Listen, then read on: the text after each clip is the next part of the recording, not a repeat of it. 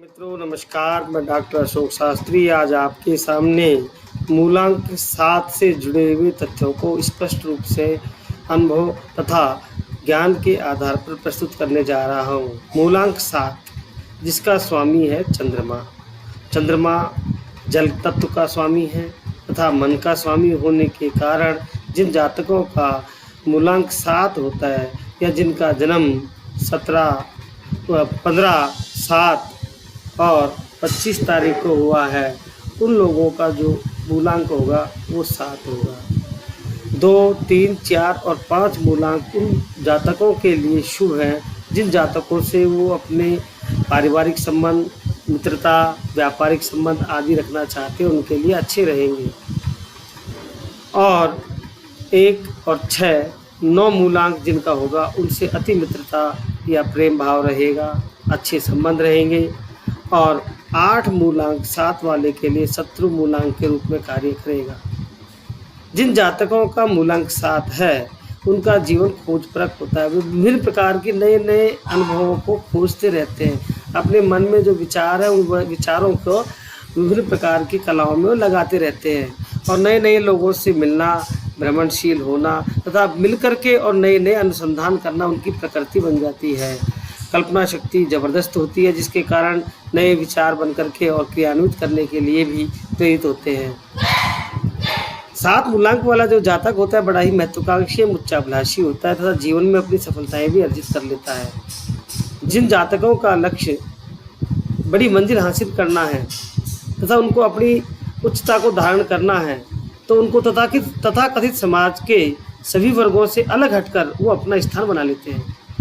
जिनका उद्देश्य सदैव अनेक कार्यों में सफलता अर्जित करना है, तीव्र बुद्धिमत्ता, पूर्वाभास की शक्ति तथा अनंत दैव कृपा के कारण वो किसी भी रचना को रचित करने में या सृजन करने में अद्वितीय प्रतिभा का परिचय देते हैं। साहित्य, संगीत, कला एवं ज्योतिष, पामिश आदि में विशेष रुचिकर तथा सफलता अर्जित करने वाले होते हैं। यानी वो किसी भी चीज़ के सृजनहार होते हैं, चाहे वो कथा के क्षेत्र में एक अच्छे प्रवक्ता, अच्छे भागवत वाचक, कथावाचक के रूप में भी जाने जाते हैं। उनकी रुचि होती है, विभिन्न प्रकार के दृष्टांतों को प्रस्तुत करने में समर्थ होते हैं। वो ना तो आलोचना करते हैं ना आलोचना के द्वारा किसी को हानि पहुंचाते हैं। परोपकार, कल्याण के कार्यों में बहुत गंभीर, व्यवहारिक और पर दुख कातर भी होते हैं। दूसरे के दुख को देखकर समझकर अपने दुख के समान महसूस करने वाले होते हैं। उनको विभिन्न प्रकार के देश विदेशों की लंबी लंबी यात्राएं करने का अवसर मिलता है।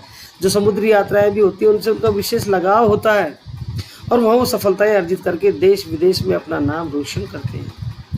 धन संग्रह की अपेक्षा अधिक उनको प्रतिष्ठा मिलती है, जिस प्रतिष्ठा के द्वारा वो अपने व्यापार का सरलीकरण करते हैं।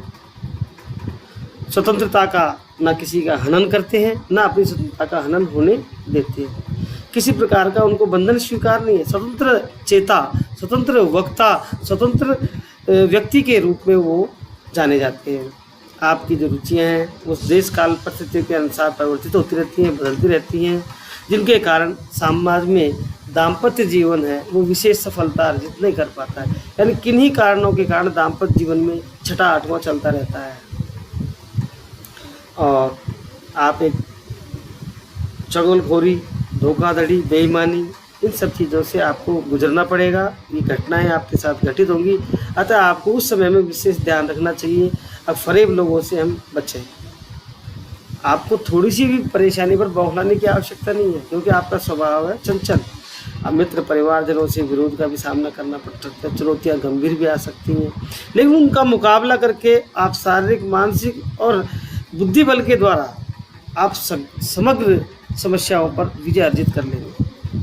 एक साथ कई कार्य प्रारंभ करने के कारण आप संकट में आ जाते हैं और जल्दबाजी में किसी को आश्वासन देते हैं और वह कार्य पूर्ण नहीं होता है तो आपके मन में गिलानियाँ विभिन्न प्रकार के घर कर लेती हैं। अतः इस प्रकार की कुचेष्टा से बचने का प्रयास करना चाहिए। आपको उम्र का 7, 16, 25, 34, 43, 52, 61, 70वें वर्ष जीवन में विभिन्न प्रकार के सकारात्मक ऊर्जात्मक परिणाम भी देंगे, जिनमें आपको पारिवारिक है, सामाजिक है, शैक्षिक है, व्यापारिक है, पुरस्कार है, साहित्य आदि से अच्छे परिणाम मिलने वाले हैं। आपको दूरदर्शन, फिल्म, अभिनय, केमिकल, प्रकाशन, पर्यटन, गुप्तचरी, ज्योतिषी, कूटनीति, तरल पदार्थ एवं किसी विशेष राजनयिक नियुक्ति का भी अवसर मिल सकता है जीवन में। आपके लिए शुभ वार के रूप में सोमवार रहेगा। आपको पीड़ा में मंदाग्नि, अनाशक्ति, कफ संक्रमण रोग आदि से भी परेशानियां यदा कदा परेशान करती रहेंगी।